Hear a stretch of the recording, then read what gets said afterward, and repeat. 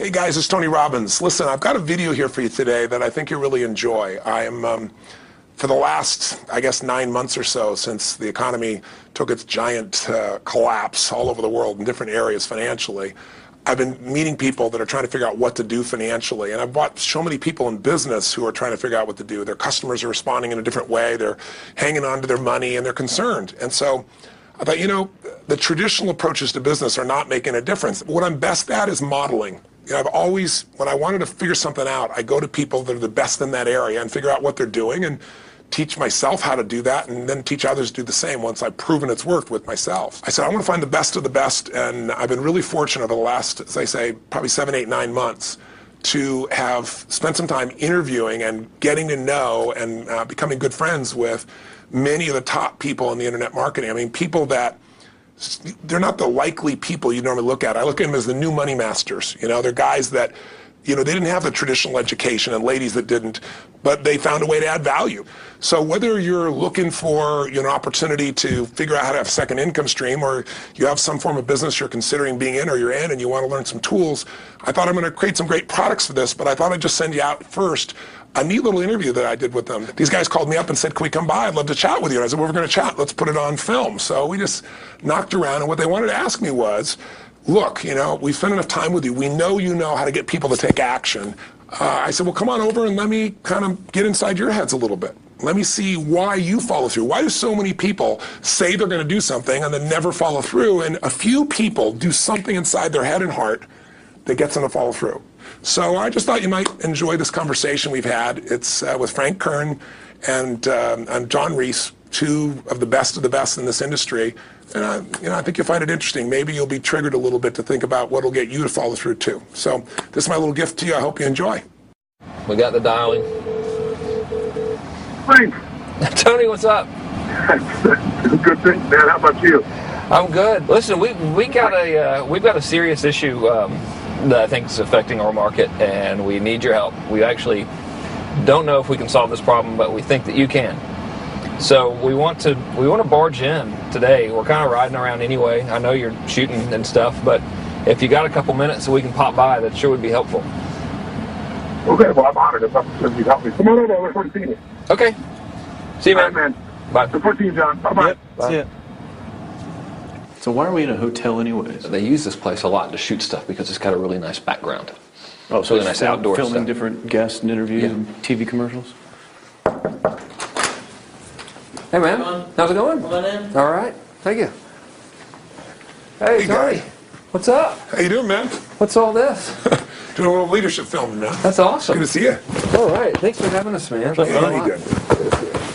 Well, come on in. I'm curious to what this major problem is that you got to see me right away about. This sounds like a setup to me, man. It's a setup, yeah. I told John it was an intervention about his glue sniffing problem. Oh, come over and sit on my lap. Yeah, exactly. So we were doing some talking, and the big problem in our industry, we think, is a bit of a mystery. No one has the exact answer. We were actually talking about trying to figure it out, that, you know, so many people in our market get these courses that, you know, him and I both, for our own respective businesses, spend hours and hours of time, you know, recording these, you know, building these education products, these training products to show people how to grow a business or build a business.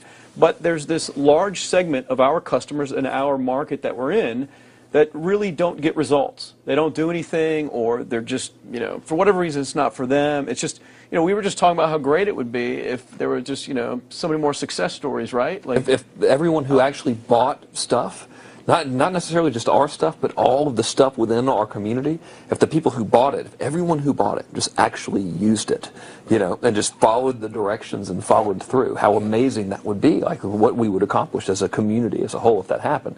So our challenge is, what needs to happen, what kind of shifts need to happen to get people to follow through, to get people to actually use the products? You're talking about the same mystery that people have of, you know, why does somebody, you know, get that fat, or they're out of control and they hate themselves, but then they go have another piece of chocolate? Or, you know, why does the person who's just, the doctor just told them they have cancer, lung cancer, and said, you've got to stop smoking, and some studies show 70% of the people keep on smoking. So you're not talking about a minor issue here, right? It's part of life. But there is an answer because there are people that do follow through, and there are people that never did before, and then they've never followed through in their life, and now finally they break through. And that's what I try to focus on, is what those people do. You know, in my case, in the business world, I look at people like you, people like Dan Kennedy. What do these guys do? Okay, I'm just going to do that to the best of my ability. And sure, you know, it's like, well, oh no, I can't write copy as well as Dan Kennedy, or I don't have as much energy and drive as Tony Robbins. Well, but you didn't start, so what? You didn't start out as Frank Kern. You didn't start out who you are. You started out trying to make how much? Come on. $300. Yeah. A week. A week. $300. Right. Yeah. And you failed at that in the beginning, didn't you? I failed pretty miserably. Yes. But it was effortless to fail. I mean, it's just like natural. Yeah. But truthfully, you went from $300 to, I remember you said your first time you believed, if I remember, was when you made like $2,500 in like 4 or 5 days when I was on vacation. While you're on vacation. That was when the true internet marketing dream was realized, you know, because I sold a downloadable product and I wasn't even there. I didn't have to ship anything. I was like, oh my God, this was so great, you know. $2,500, and to me that was just a gazillion, you know, because my rent I think was like $400 or something. And when you told me that story before, and you just did it again, and you get you big grin on your face, you get more excitement on your face than when you talk about doing 18. Then when you talked about doing the 18 million, which I know you're proud as hell of, and you didn't get all the money, but you made 18 million bucks for somebody in 24 hours, right? Yeah. But look at your face; it's like nowhere near as excited as $2,500 in 5 days, baby. I mean, the $2,500 is just as there's no difference. No, there's even more, because there was a moment when you recognized what was possible, but you didn't recognize it until you actually experienced it, but you only experienced it because you had to. You had to keep going until you found it, just like you did. You had to keep going until you found it. And it's like the validation that the fear doesn't have to matter anymore, that you don't, there is no other, that, you know, not having the plan B and knowing that you're going down the one path towards what you want. Yeah. It's the validation in your brain that, hey, this works. It may not work yet on the level I want it to, but it works. I've just proven it to myself. Right. And for that, I win. It's game over. I've already won. Yeah. Because I've proven it to myself. Right. So it validates everything in my mind that I want to do now just at a higher level and doing more of it. That's it. Right. You just now leverage it. You now just stack it. So what do these people need to get started? Why aren't they starting? We all know the answer is fear. But the difference with you guys or me or anybody who's followed through is we're more afraid of what life would be like if we don't follow through than the person who's willing to settle for what they got and kind of hope it'll change and maybe purchase something for the moment and then not follow through on it. It's almost like people, overachievers, have a little more fear. They're a little more afraid of missing out. They're afraid of not being there, or they got a strong enough reason to follow through. So I'd say if you're looking at home, you want to give somebody some value, go, where do I start? I'm sick of this. That's a damn good place. That's probably why they bought the product in the first place, but now they're not. From that for just a minute. What's that? They bought the product to escape from that state. Just for a moment. Yeah. So, because well, guess what? What makes people excited is progress. You don't have to be at the goal yet to feel alive again. You have to make progress. And the first step to progress is making a decision and buying the product. But then they don't do the second step, which is open the damn thing up. I think another powerful distinction that you're hitting on here is the fact that a lot of people that have breakthroughs in their lives, like including Frank and I both in different, success stories, situations, whatever you want to call them, is that, people typically hit rock bottom before that must is a reality. You're right. So in thinking of that, because a lot of things as well, like we hear in marketing, like if you had a gun to your head right now and you had to make money in the next, 48 hours, what would you do?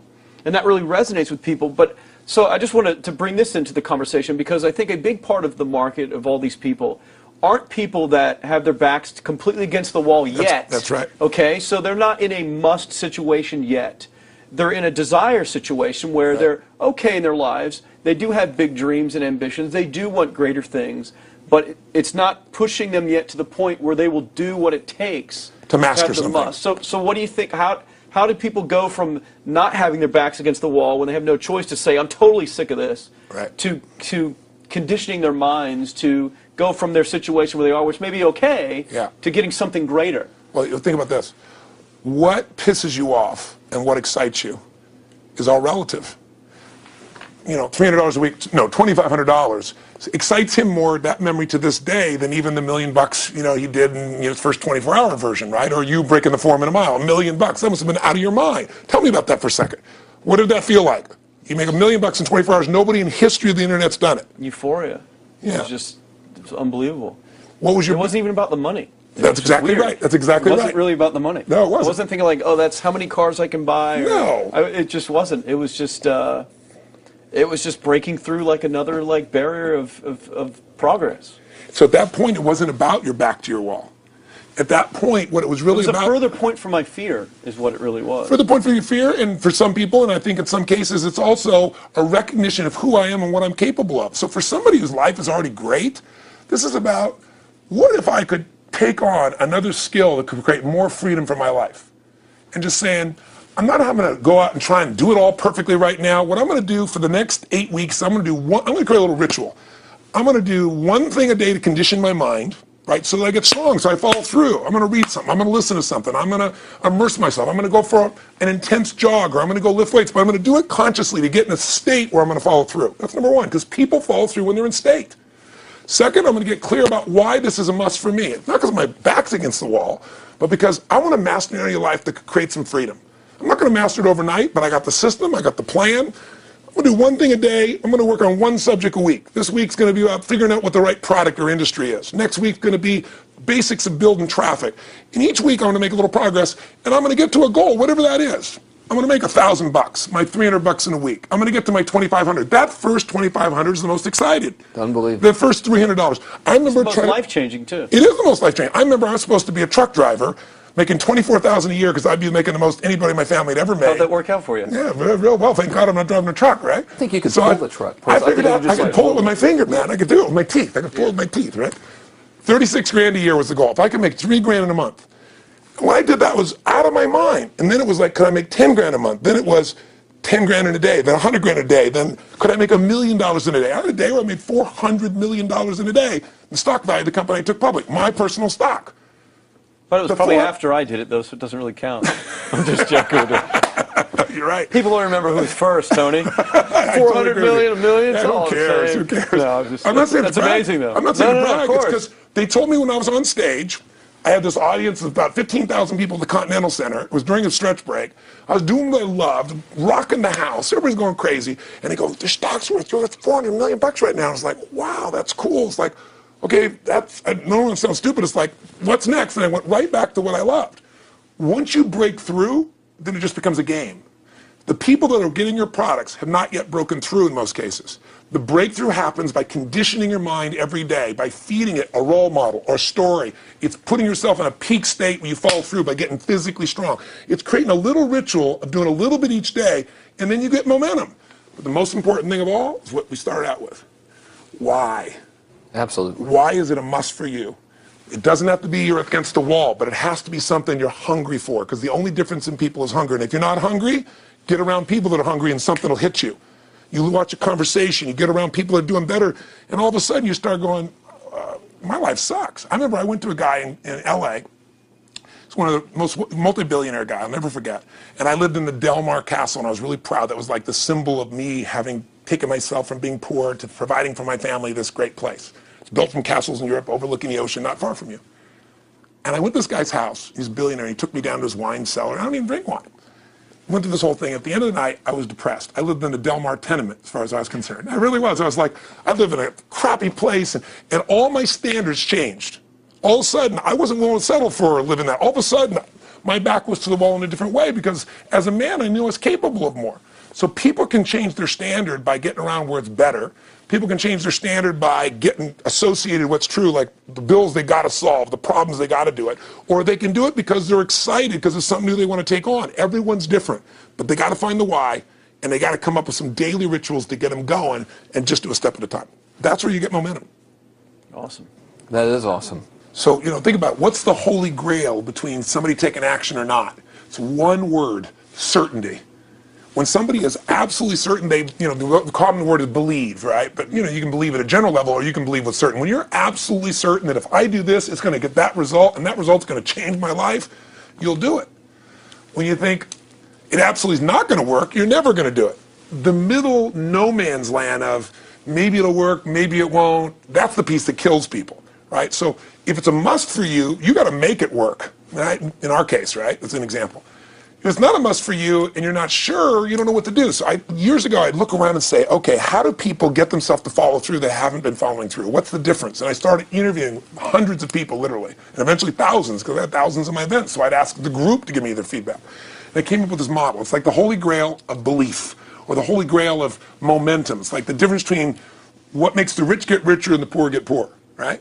And the difference we all know is mindset, but like, how's that built? So this is what I did. I created stupid little 4 little boxes, and I'll scribble it here for you.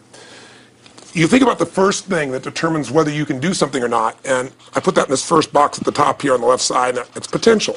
Like, what's the potential of a human being? Like, when you guys started, you proved something no one had done in history. You ran the 4-minute mile, right? For golly knows how many centuries, they're trying to run a 4-minute mile. Roger Bannister does it. How did he do it? Do you remember? You did it in this industry, right? You made $1 million in a day. No one had ever done that in history, right? After you did it, a bunch of other guys are doing it in case it became possible. Roger Bannister didn't just go physically practice. He made a shift in his head.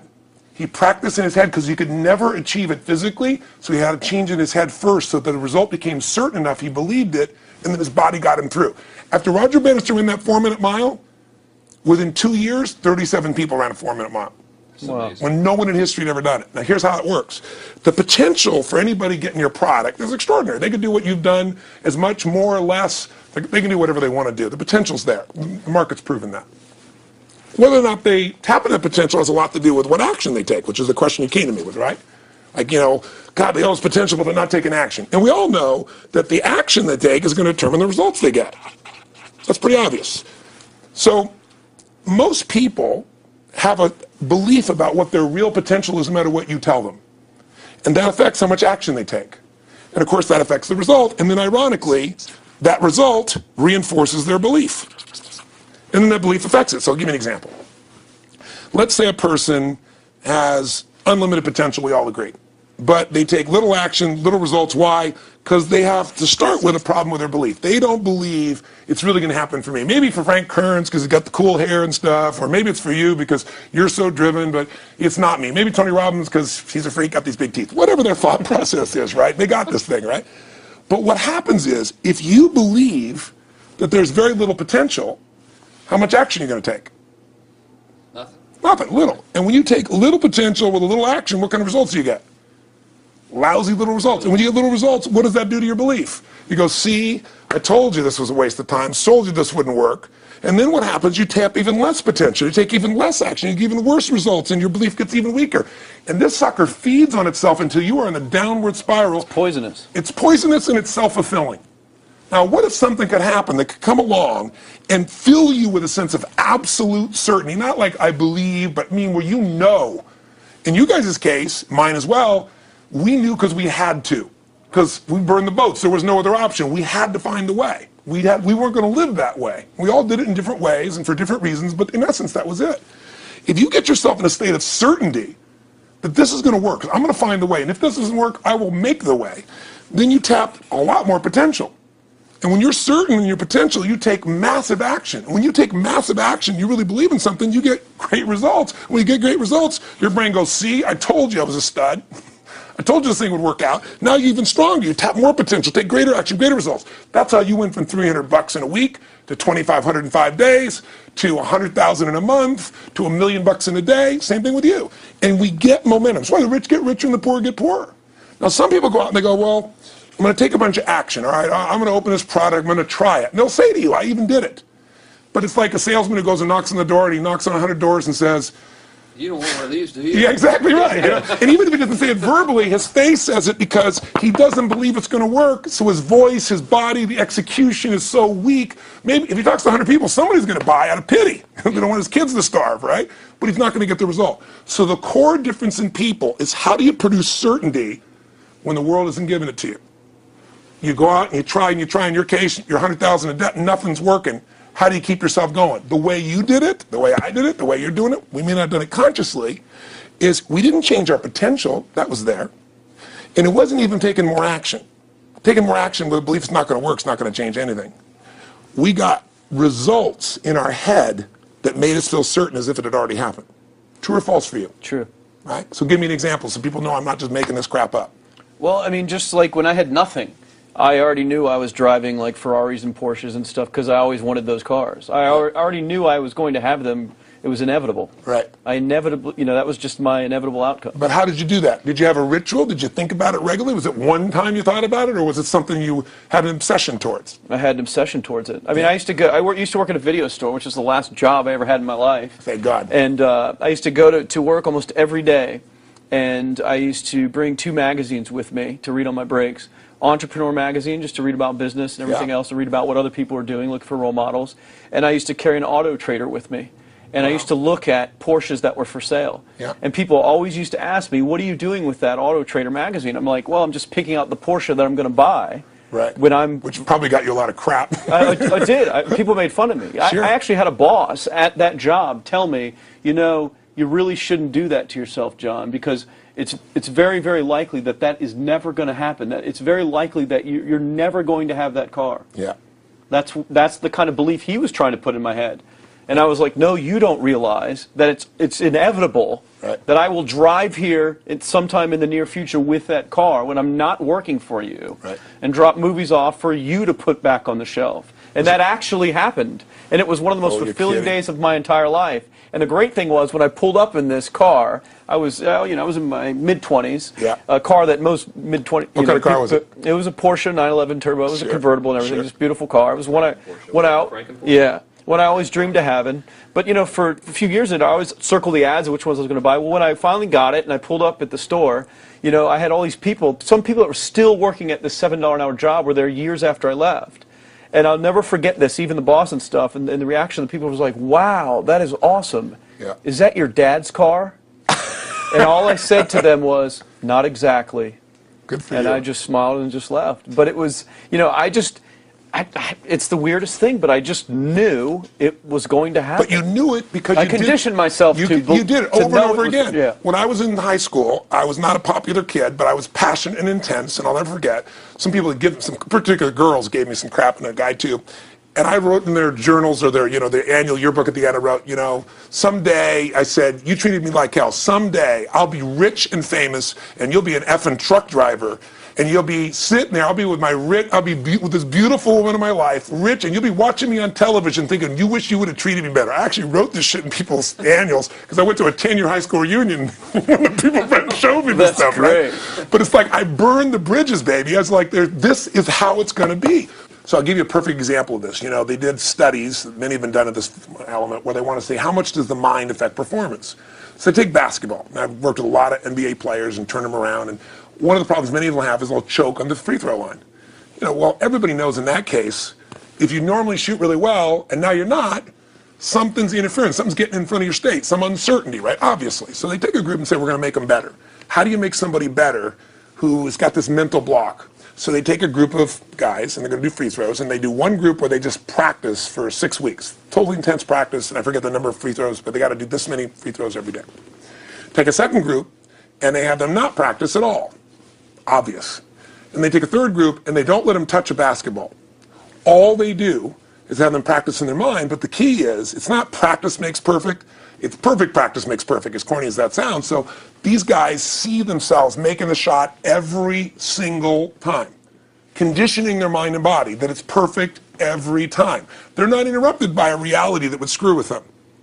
So at the end of 6 weeks, they tally it up, and now they give them a test to see who has the highest free throw percentage, success.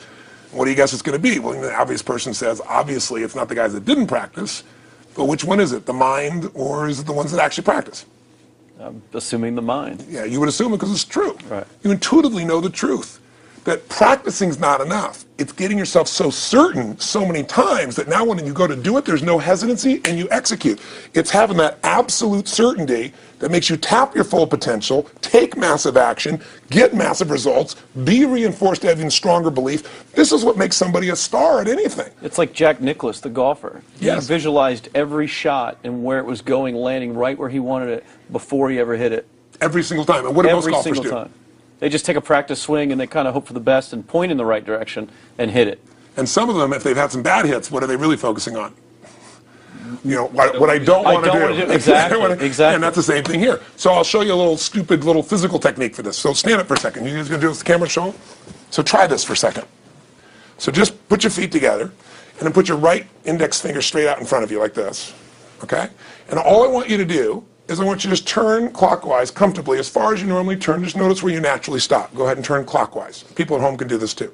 Keep your feet straight. Notice where you stop. Come back around to me. Back around to me. Pretty good. Okay, good. Yeah, you're really good at this, right?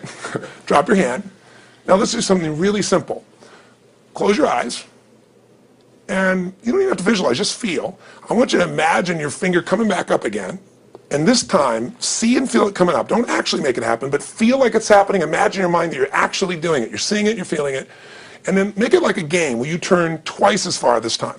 Like you're a little kid, you know, somebody measures you and you go, I'm taller, come on, measure me this week. That desire to do a little further. And then in your mind, do it again. Your feet are straight together, and in your mind, feel your finger coming up, see it coming up, and imagine going 3 times as far this time. And then one more time, bring your finger up, and you're like an owl. Your feet are straight, and you turn all the way around, and it comes all the way around to the front. See it and feel it and enjoy it each time like it's a game, like you can't wait to go further. And you know you do, every time. And then when you can feel that, and it feels good, then open your eyes, and now put your finger straight in front of you, and turn as far as you can comfortably and see what happens this time. Go. Break my back. Now notice, I don't know if the camera's got it, but you don't even have to ask the camera. You can ask yourselves. Come back around. Did you go further this time, yes or no? A lot further. A lot further. 50% further. 50% further. How much further for you? About the same. Yeah. The average person will go 25% further. Now here's the question. We're superior. We're superior pointers. There you go. It's your right finger pointer. Thank God. Yeah. So, did you have the potential to turn as far as you did the second time, the first time? Yes. Why didn't you? I didn't believe it, I guess.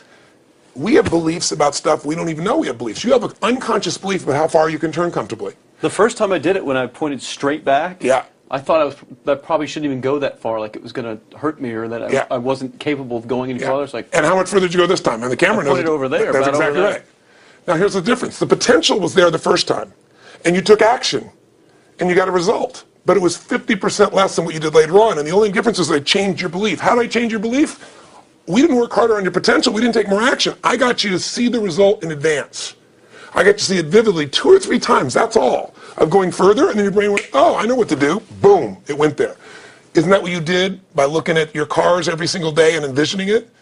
I mean, isn't that what you did when you created whatever the vision was? It was $300, $2,500, $1 million in a day? Yeah, that's what's missing for these people. They're not getting that execution is everything, but it doesn't happen if you don't get the psychology set of a state of total certainty. And you just change that 50% in 3 minutes worth of visualization. And visualization is only one technique. Because I was like losing my balance with my eyes closed, but I was kind of like lopsided, so I got one good visualization in. The rest of the time I was like, I sure hope I don't fall down on camera with my eyes closed. It's going to look really dumb. I don't have to do it. So you don't even have to be good at visualization. You can still get the improvement. So I want you to get, you ask the question, what is that difference in people? This changes people's certainty. People are uncertain they're going to succeed. They want it, but they're afraid. The best way to deal with a fear is get a big enough reason that makes you have to succeed, or condition yourself where you see it and feel it so often that you're certain that you just do it. That's all it really takes. That's awesome. You know, this worked. I was thinking this while you were talking about going to the Sit down so we can hear this, and we'll go. You were talking about working in the video store and looking at the Porsches and stuff. I used to drive around in my car, doing the cold calling with the credit card machines. And one way that I would avoid cold calling, the pain of like cold calling and knocking on doors and everything, would be to listen to your stuff and listen to Jim Rohn's stuff. Wow. So just drive around, no particular destination, just to listen to it. And strangely, I still like to drive around. I prefer to listen to that stuff in the car for some reason. It's because it's where you got imprinted. I guess. I mean, it's like, well, I'll just drive up and down the coast and check out the ocean. Yeah. So I would drive around, and I would envision myself holding those types of seminars. Wow. And teaching people that kind of stuff. And 3 weeks ago, I was teaching a seminar in San Diego, and I was talking about beliefs and envisioning things, and I had to stop.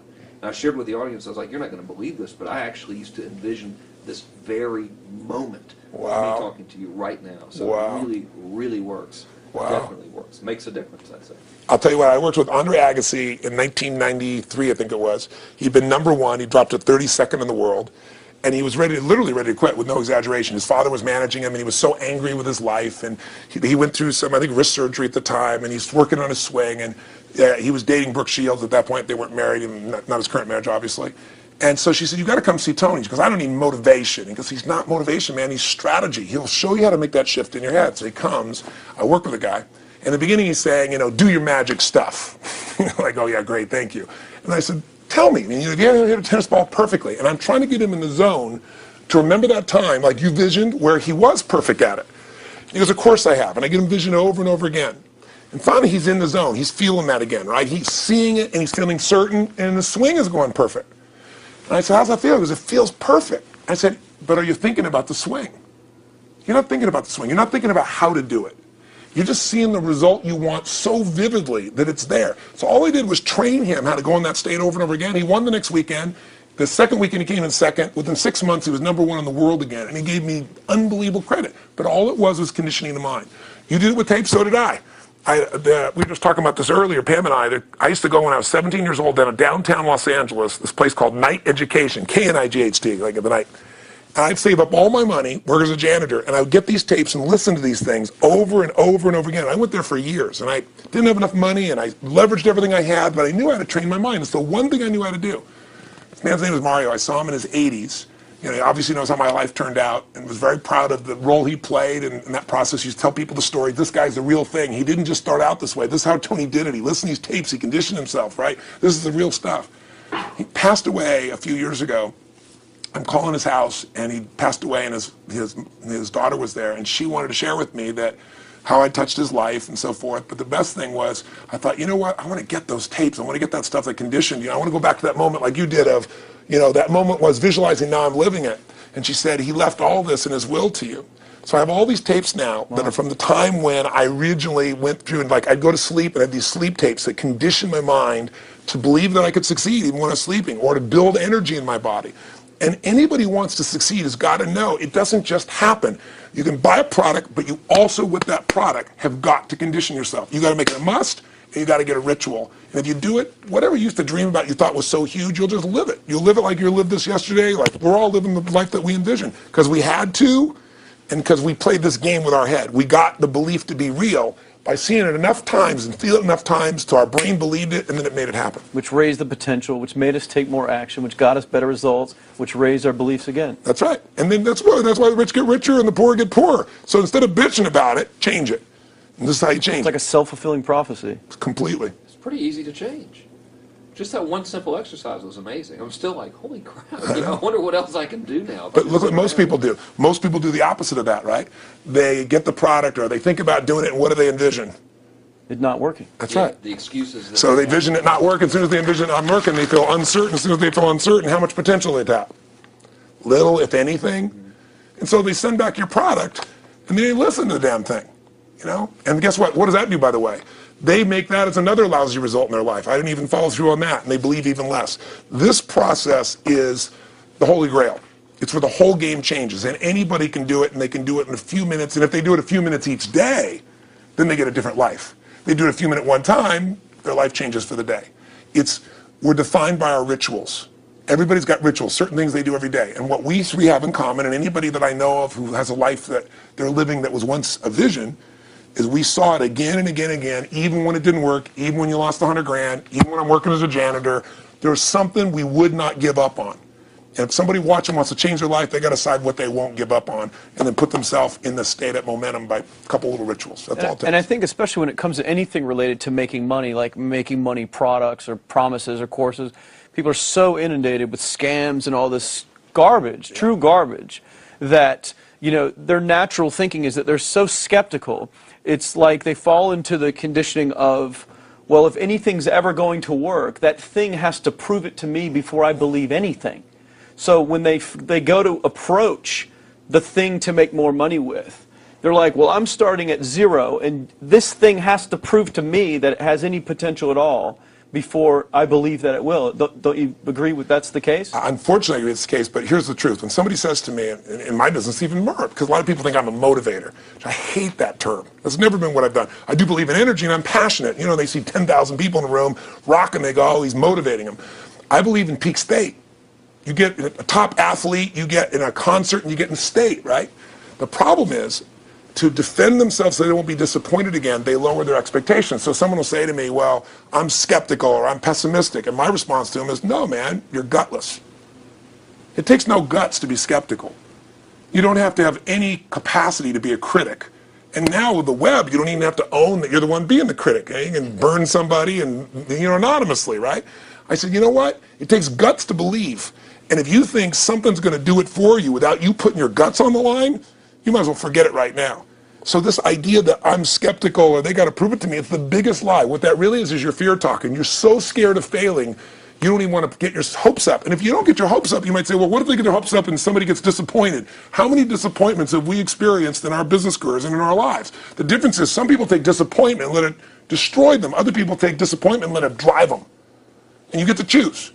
Are you going to turn this thing into why it didn't work and a bunch of stories and excuses, or are you going to take this thing that didn't work and figure out what are you going to do to make it work? And it may not happen the first time, the second time, the third time, but the people that are relentless find the way. And it's the common denominator in all these guys that are kind of our friends or family, money masters, the new money masters is they all did it with will. Nobody here inherited this stuff. Everybody figured it out. And keep figuring it out. And it's going to keep changing. And you say, you know what, 1% of 99% of the money being made is being made by 1% of the people, because only 1% of the people will condition their mind and condition their body and follow through some daily rituals. The rest will tell a story about why it didn't work, how it wasn't their fault. And you got two things in life. You got results or you got a story, And too many people think that that 1% is somehow entitled to it, and they're not. Which is, it's just all in the head. It's all in the their head. belief. It's all in the head. Which can be changed with some conditioning. Basic conditioning. You just proved it to us. That's fun. That's why I made Get the Edge and Personal Powers, because I understood that from the very beginning. Originally it was 30 days, and years later people would say, I've heard all the great results and everything else, man, but I don't have 30 days, and I'd be behind the glass, focus group, watching these people want to shake them, like, you don't have 30 days to change your life, I thought, okay, I'll make it 7 days, just one, because after 7 days, you get momentum. I mean, think about it. When do people's lives change? In a moment. It doesn't change in 10 years. Your life may have sucked for 10 years, but there's one moment when your whole life changes, the moment you decided. You said, no more, and I'm doing it, and you kicked yourself in the ass, and you made yourself go do something, right? When you finally said, enough, no more, I quit, or let's begin, or I love you, there's a moment when somebody's life changes. And that can be gotten in a couple of days. So people watching don't have to wait until they've mastered everything. They got to get started and do what's next, and just put themselves in a state where they start making some progress. Well, there it is. I think that's the answer that can help solve that problem with a lot of people. They'll just pay attention to it and do it. The bottom line is, all three of us and some of the people that we consider as family that are part of this process, we've all done well, and we don't need to do this stuff. We're able to do the stuff because underneath it all, people can see in your eyes, Frank, when you talk about $2,500 you made that day and the joy, right? Or you talking about not willing to settle, and just, I don't care what they say, tell me I'm going to sit here and I should lower my expectations. I'm going to be driving my car in here and they're going to be delivering a video to me. There's something inside of every human being that will make it click, that'll make it so that today is not like yesterday and tomorrow will be different forever. And that process is an emotional hook. And what I hope is people watching this stuff, maybe something in here will piss them off enough or remind them of something or say there is a plan and it isn't just luck. And if I just get my big enough why and I get a little system for conditioning myself, and if I start to feel overwhelmed, I just do one next step. And I keep learning and keep moving forward, I will get there. If we accomplish that out of this conversation, then this conversation was kick-ass and fun, not just for us, but it'll be something that we'll be really proud of a long time. Whether that happens or not really has nothing to do with us, but whether or not people take it in as real and do something with it. I hope they will. I think a lot of people will. I think they will. Thanks a lot. I think it was awesome. Thank you. That's been a And blast. appreciate it. your shoot here. Yeah, go back to the next one. Yeah. Thanks, guys. Thanks. Yeah. Thank you. Appreciate it. Really appreciate it.